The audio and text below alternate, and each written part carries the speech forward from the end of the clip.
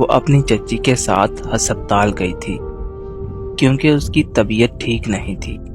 Doctor से checkup करवाने के बाद वो घर वापस जा रहे थे कि रास्ते में उनको घर का कुछ सामान लेना था।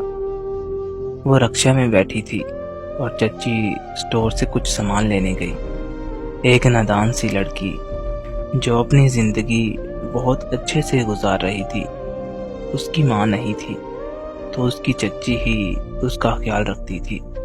वो अपने ध्यान रिक्शा में बैठी कुछ गुनगुना रही थी कि अचानक एक लड़का आया और उसकी तरफ एक कागज फेंक कर चला गया। वो उसके पाँव में आकर गिरा। इतने में उसकी चच्ची भी आ गई। उसने जल्दी से वो कागज उठाकर छुपा लिया। अलीजा, बहुत महंगाई हो गई है, हर चीज इतनी महंगी हो गई है, जीना मुश्किल हुआ है। हाँ चच्ची, चीजें तो काफी महंगी हो गई हैं वैसे। अच्छा, क्या क्या खरीदा आपने? अब यहाँ पर कैसे दिखाऊं, घर जाकर देख लेना। चलो रिक्शे वाले भाई। वो सोच रही थी कि इस कागज पर क्या लिखा होगा। उसको बहुत जस्टिस हो रहा था कि इस कागज को खोल कर देखे, पर चच्ची से डरती थी कि कहीं उन्होंने देख लिया तो गुस्सा करेंगी। इसलिए उसने घर जाके खोलने का फैसला किया। अलीजा, क्या सोच रही हो? मैं कब से तुमसे बात कर रही हूँ और तुम हो के मुझे कोई जवाब नहीं दे रही। किन ख्यालों में खोई हुई हो? वो चच्ची, कुछ नहीं। आप क्या पूछ रही हैं? अरे मैं ये पूछ रही थी कि डॉक्टर ने जो पर्ची लिख कर दी थी वो पास ही है ना? शाम को अपने चच्चू को देना, वो तुम्हें दवाई ला देंगे। जी चच्ची, मेरे बैग में है, आप फिक्र ना करें, मैं उनको दे दूंगी। कुछ देर में घर पहुंचकर रिक्शे वाले को किराया देकर घर आ जाती हैं। अलीजा, चलो ये कुछ सामान तुम पकड़ो और अंदर लेकर आओ।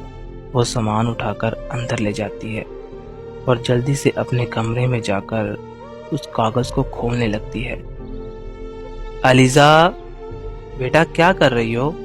इधर आओ, ये देखो तुम्हारे लिए न्यू ड्रेस लेकर आई हूँ। जी चच्ची, आई। अच्छा, ये मेरे लिए है? Thank you so much. अब मैं जाऊं? हाँ जाओ। कमरे में दाखिल होते ही कागज को खोलती है।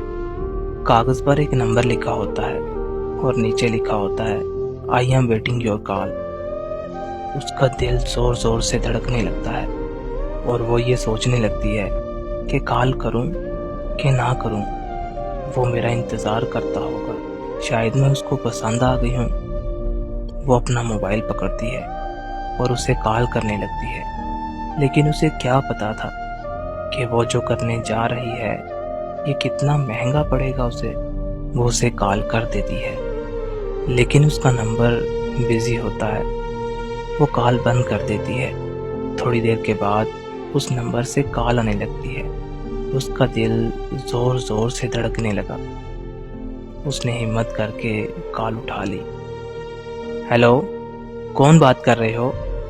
जी मैं वही बात कर रही हूँ। लड़की की आवाज़ सुन के वो लड़का जल्दी से बोला, तुम जो उस रिक्शे में बैठी थी? हाँ मैं वही हूँ। आपका नाम? मेरा नाम अदनान है। और आपका नाम? वो मैं आपको कल बताऊंगी। नहीं प्लीज, मेरी बात तो सुने। आप मुझे बहुत अच्छी लगी हैं, प्लीज अपना नाम बता दें।